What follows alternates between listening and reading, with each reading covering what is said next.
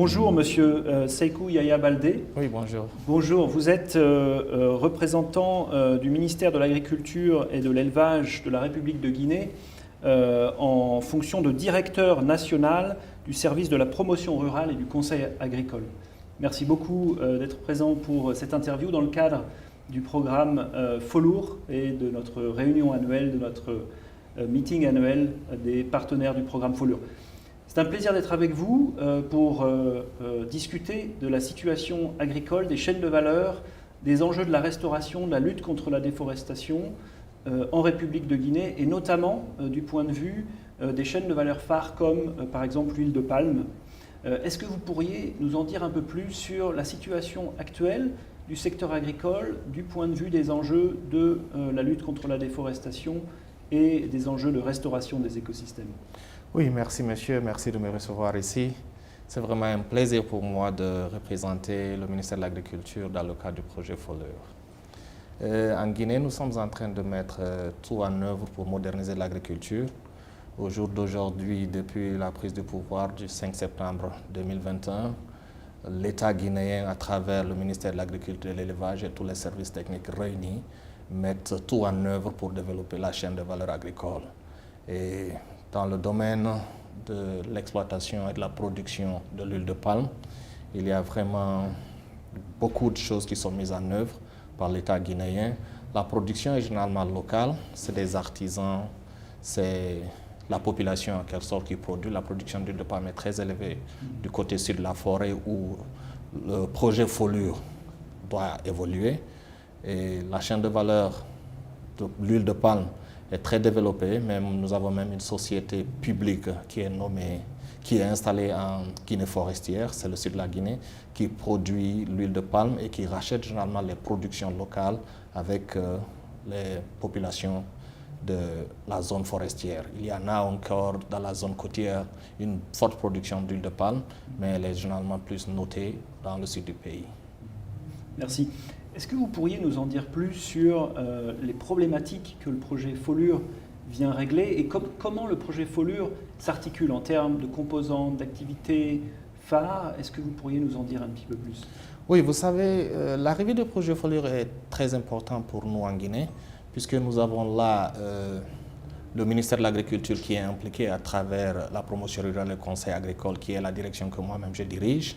Et nous avons encore la direction nationale des forêts et faune qui relève du ministère de l'Environnement, mais aussi nous avons l'Agence nationale de financement des collectivités locales qui est aussi impliquée, qui est du ministère de l'Administration territoriale et de la décentralisation.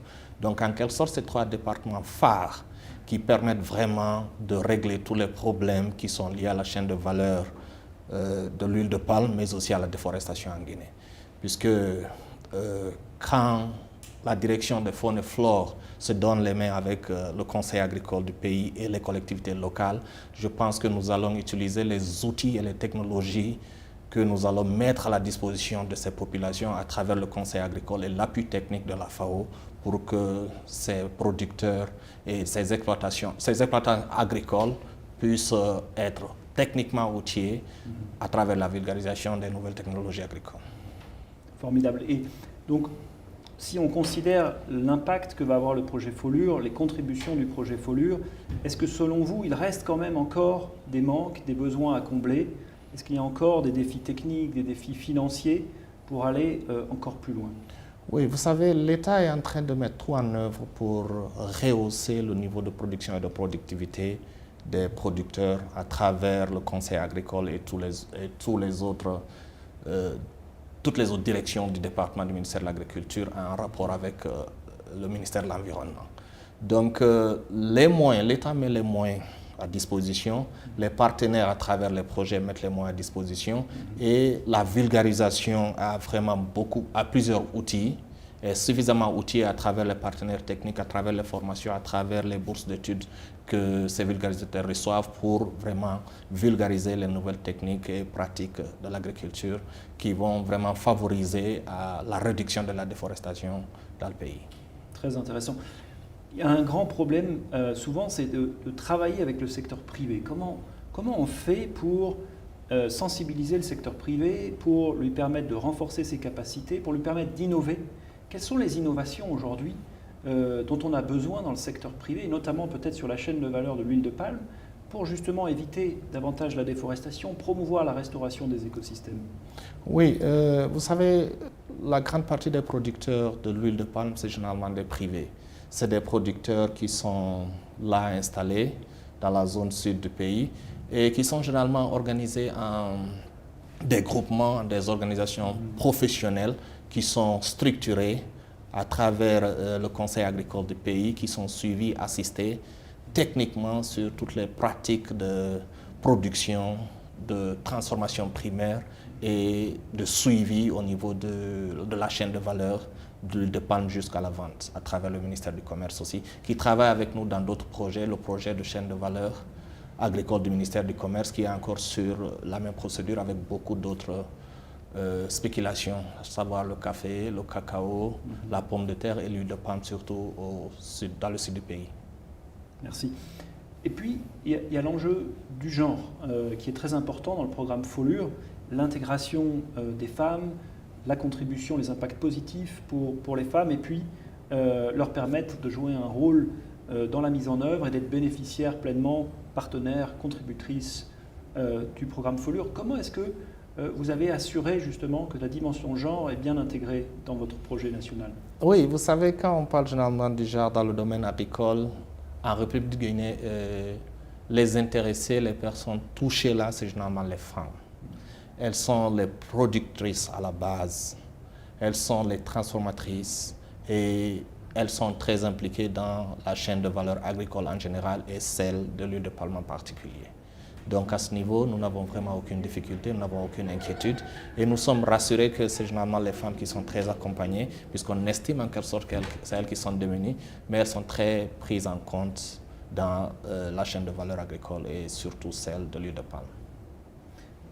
Et maintenant, si on se projette dans le futur, à l'horizon 10, 15, 20 ans, qu'est-ce qui, selon vous, va être les déterminants, les conditions pour un changement pérenne? Au-delà du projet Folure, qu'est-ce qui va permettre justement aux acquis du projet Folure de perdurer sur le long terme? Oui, vous savez, le projet Folure est venu à un moment où l'État, à travers le ministère de l'Agriculture, est en train de mettre beaucoup d'éléments en place pour le développement de l'agriculture en général à la République de Guinée. Nous avons déjà introduit le système de mécanisation dans le pays, puisque avant c'était vraiment très bas. Aujourd'hui, nous avons la mécanisation qui est une réalité dans le pays. Et avec l'arrivée du projet Folure, ça leur permettra vraiment d'avoir accès encore à cette mécanisation. La production va rehausser. Les techniques et les pratiques agricoles qui sont anciennes vont être abandonnées pour avoir une nouvelle vision de l'agriculture, pour permettre d'avoir une productivité plus sérieuse. Est-ce qu'il y a un mot que vous souhaiteriez rajouter, des messages que vous souhaiteriez partager? Oui, vous savez, nous sommes dans un pays très riche. La Guinée, c'est un pays très riche. La première richesse de la Guinée, on parle de mines, mais moi je trouve que c'est elle qui plutôt intéresse les multinationales. Mais la richesse de la Guinée, c'est l'agriculture.